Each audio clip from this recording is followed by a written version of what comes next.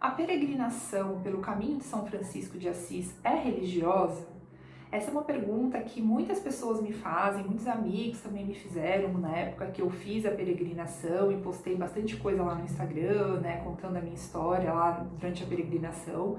E até hoje, né, as pessoas têm sempre essa dúvida se afinal de contas fazer uma peregrinação é religioso, né? Existem vários outros caminhos além do caminho de São Francisco, né? Aliás, por exemplo, o mais famoso mesmo é o caminho de Santiago de Compostela, né, lá na Espanha. E na Itália mesmo, além do caminho de São Francisco, que é chamado Via di Francesco, né, em italiano, que é o nome também bastante comum para essa caminhada aí, também conhecida como Caminho de Assis, né. Tem muitas outras, né, tem uma outra muito famosa que é a Via Francigena, né, que percorre toda a Itália, que também é uma rota de peregrinos, né. Então, afinal de contas, ser um peregrino, para você ser um peregrino, você tem que estar fazendo isso em caráter religioso ou não. Então é sobre isso que eu vou falar aqui neste vídeo. Antes de mais nada, eu quero me apresentar. O meu nome é Gabriela Gasparini, eu criei este canal para falar da minha experiência como peregrina, né? Então eu fiz a Via de Francesco, né, o caminho de Assis, o caminho de São Francisco, enfim. Eu fiz em 2022 inteiro, né? Eu fiz de Florença até Roma, foram aproximadamente 30 dias. Eu falo aproximadamente porque eu parei um dia para ficar em Assis, um dia a mais, né, que eu não fiquei caminhando, e também parei um dia em Laverna, que é um santuário, né, então na verdade eu caminhei durante 28 dias, né, mas enfim, o caminho todo durou 30 dias, e eu também voltei em 2023 para fazer alguns trechos paralelos, porque assim, existe a rota completa, né, que eu fiz, que é, quando eu digo completa, é que assim, é uma rota em linha reta, digamos assim, sem desviar, né? Então levou esse tempo que eu contei para vocês, mas também tem algumas rotas que você pode desviar o caminho para conhecer algumas cidades da região. Então, em vez de você vir daqui até aqui, você vem daqui, daqui e daqui, entendeu? Então você não vai reto, você conhece uma cidadezinha para cima ou para baixo, e isso faz com que a rota acabe ficando um pouquinho mais longa, né? Então, na primeira vez que eu fui, eu fiz ela reta, e na segunda vez eu voltei para fazer um trecho, por exemplo, da Toscana, de várias cidades numa parte de baixo, assim, que também é conhecido como Via Ghibellina, por exemplo, que é um trecho de 5 dias que eu fiz por baixo. Conheci também algumas rotas ali da região da Toscana e ainda tem outras para fazer ali naquela região que também são da Via de Francesco, porque é tudo naquela região da Itália ali que tem muito santuário, são caminhos percorridos pelo São Francisco de Assis, né? Então, antes de mais nada, né, eu quero pedir, se você gosta desse vídeo, se você puder dar um like no vídeo, aproveitar para estimular, né, o canal, para o canal crescer, para mais peregrinos poderem fazer aí essa mesma caminhada do que, né, que eu fiz, e que se você está assistindo ou você fez ou quer fazer ou está interessado no assunto, né, então para poder disseminar essa informação. Vou ficar muito feliz porque vai apoiar, é um projeto muito especial para mim, que eu estou fazendo com muito carinho, então vou ficar muito contente quanto mais pessoas puderem seguir a página, curtir o vídeo, comentar, isso ajuda muito, né, os canais a crescer, como todo mundo sempre fala. E eu também criei uma página no Instagram, que é Caminho de São Francisco, que lá eu também conto, é muito legal porque lá tem um complemento, tem as fotos da minha peregrinação, então eu tenho postado todas as etapas que eu fiz, comentários, vídeos mais curtos, né, informações que eu não tenho aqui. E também até criei um blog que eu tô começando a alimentar, que também é caminhodesãofrancisco.com.br. Enfim, é um projeto que eu pretendo fazer aí no longo prazo, aos poucos, né, e trazendo cada vez mais informações para ajudar os peregrinos, né, porque eu tenho feito também algumas consultorias com quem tá querendo ir e não sabe como fazer, por onde começar, onde dormir, onde ficar. Então, aliás, já fazer uma propaganda, se você estiver interessado, você pode fazer um comentário aqui no vídeo ou mandar um e-mail, né, caminhodesãofrancisco@gmail.com, que lá eu passo informações sobre como funciona essa consultoria. Bom, gente, feito toda a publicidade, vamos ao conteúdo do vídeo. Afinal de contas, então, a Via de Francesco, ela é ou não uma rota, né, uma rota religiosa, um caminho religioso? Então, gente, a minha resposta é sim e não, porque na verdade vai depender muito do peregrino, né? Antes de mais nada, eu faço questão de dizer que eu não fiz de uma maneira religiosa, né? Eu, na verdade, tinha começado a conhecer a história do São Francisco de Assis fazia cerca de um ano. Eu fui fazer a peregrinação por causa do São Francisco, porque eu fiquei sabendo, lendo uma biografia dele. Na verdade, eu até tô aqui com uma camiseta dele, ó, que eu ganhei de presente da minha mãe, porque depois disso eu comecei obviamente, depois disso eu me apaixonei pela história do São Francisco de Assis, e hoje ele é como se fosse o meu grande protetor mesmo, assim. Ele foi muito especial para mim por conta da peregrinação e por conta de uma história pessoal minha, né?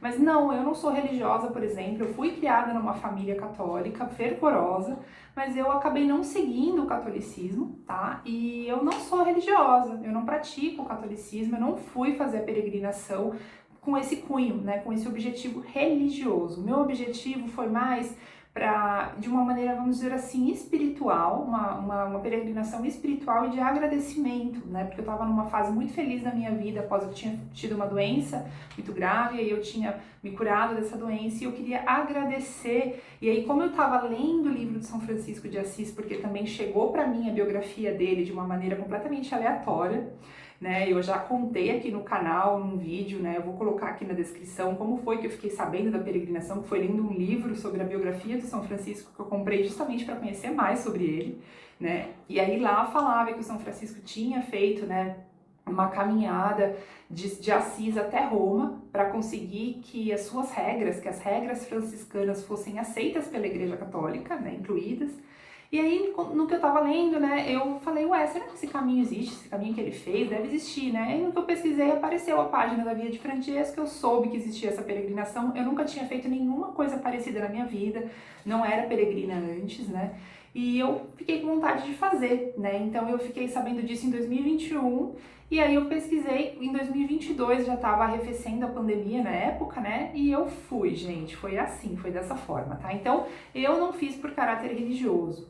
E durante a peregrinação, eu me deparei com muitos peregrinos que também não estavam fazendo de caráter religioso. Quais eram esses peregrinos? Eram pessoas, né, a maioria das vezes europeus, que vivem ali nos países dos arredores da Itália, então alemães, holandeses, né, tinha os italianos também, enfim, pessoas que gostam de fazer trekking na natureza, que gostam de fazer caminhadas, e enfim, fazer trilhas em meio às florestas, né, às montanhas.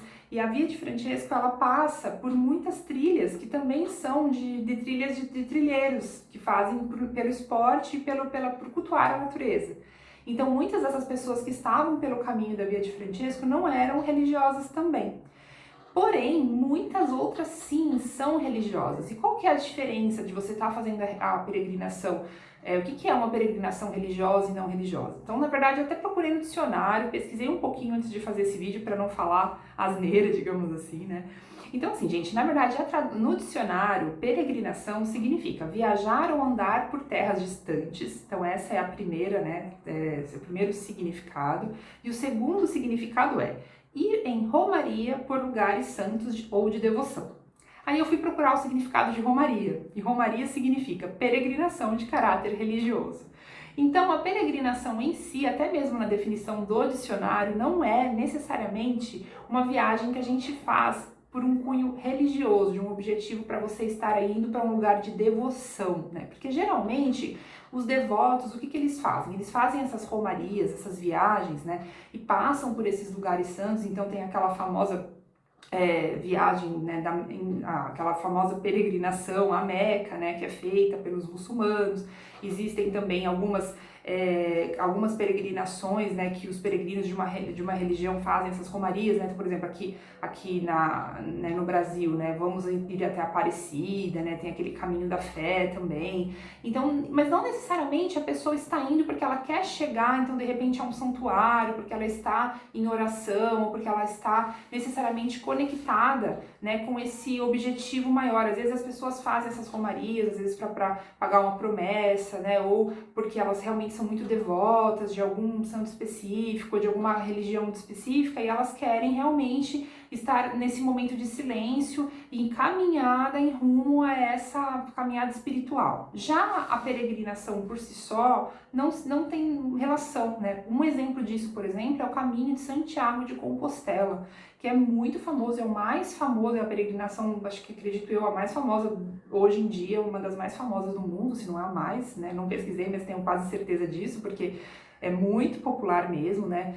E ela se tornou, inclusive, popular, uma curiosidade, não sei se todos sabem disso, mas por conta do escritor Paulo Coelho, nosso escritor brasileiro, né, que lançou aquele livro, né, O Diário de um Mago, no qual ele conta, né, a história que ele fez por parte da peregrinação do Caminho de Santiago, porque ele não completou tudo. Eu sei porque eu li a biografia dele, inclusive. E depois que ele publicou esse livro se tornou um best-seller mundial, é que a peregrinação de Santiago de Compostela se tornou tão popular, porque antes de ele ir, na época que ele foi, inclusive, só quem fazia, gente, era meia dúzia de gato pingado, ela estava, inclusive, em declínio, o governo da Espanha estava, inclusive, querendo promover, querendo aumentar, né, porque é bom para o turismo do país e é bom também para movimentar a região, né, e é claro, retomar aí uma rota histórica que tem lá na Espanha, que é o Caminho de Santiago de Compostela. Então, a peregrinação, você pode, então eu fiz. Por que eu fiz? Porque realmente eu estava muito conectada com aquela história, eu vi como assim um desafio também, como algo novo. Eu amo caminhar pela natureza, eu amo ficar em silêncio, eu amo fazer assim contemplação da natureza, contemplar a beleza natural, o pôr do sol, o nascer do sol, as montanhas, o cheiro do mato. Eu amo caminhar, eu amo estar. Eu acho que só o fato da gente estar em contato com a natureza durante tantos dias seguidos, né, num caminhar solitário ou em grupo, já é por si só um ato de conexão, né? Você, né, como eu vinha dizendo, independentemente de você ter uma religião ou não, de você ser religioso ou não, né, tem pessoas que são ateias, que não têm nenhuma crença específica, mas gostam, mas se sentem bem quando estão conectadas com a natureza, né? E isso é como se fosse a religião delas, né? A prática espiritual, digamos assim, delas. No meu caso, eu não sou católica, mas eu tenho uma conexão muito grande com a espiritualidade, sim. Eu sou uma pessoa que eu faço meditações e essas meditações, elas não é uma meditação mindfulness, por exemplo, né? Eu sigo a meditação do Zen budismo e eu me conecto muito com a história do São Francisco de Assis, porque o próprio São Francisco de Assis, ele é admirado e ele é, assim, louvado e venerado por pessoas que não têm, necessariamente, que não são católicas, digamos assim, que ele é um santo ecumênico, né? Um peregrino que ele é muito religioso, que ele foi recentemente na Via de Francesca, inclusive que eu ajudei ele a fazer a rota dele, ele estava lá, né? E ele gravou um vídeo desses falando, né? Que ele é religioso, mas que ele também, por ser, mesmo sendo religioso, reconhece que o São Francisco de Assis é um santo que pode ser admirado por todas as pessoas de diferentes crenças, porque o que o São Francisco fez na religião católica, inclusive? Ele rompeu, né, com crenças muito...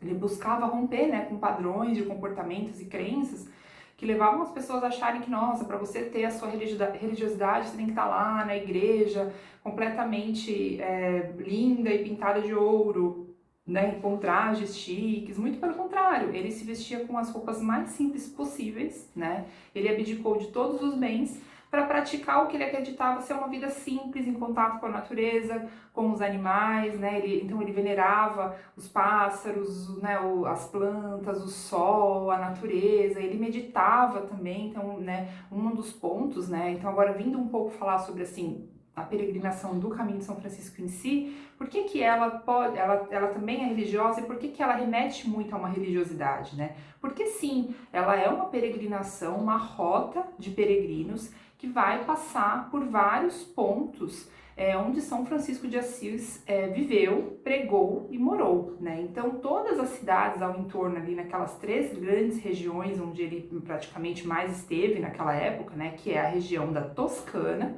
a região da Úmbria e a região do Lácio, né? Lásio, né? Em Roma. Essas 3 regiões são repletas de igrejas, de santuários, de mosteiros, né, e de vários assim lugares em que são jardins, né, montes, por exemplo, o Santuário Laverna, que é o que eu estava citando há pouco, né, o Santuário Laverna é onde São Francisco de Assis meditava, é uma montanha de mais de 1000 metros de altitude, onde ele foi algumas vezes para poder ficar recluso e poder se conectar com Deus, né, para ele a conexão com Deus, né, se dava por meio desse silêncio e dessa conexão com a natureza. E inclusive ele dizia, né, que a maior expressão de Deus, né, nas palavras dele, por nós é a beleza da natureza que Deus fez pra gente, né? Então era uma prova do amor de Deus por nós, né, da beleza do amor de Deus por nós.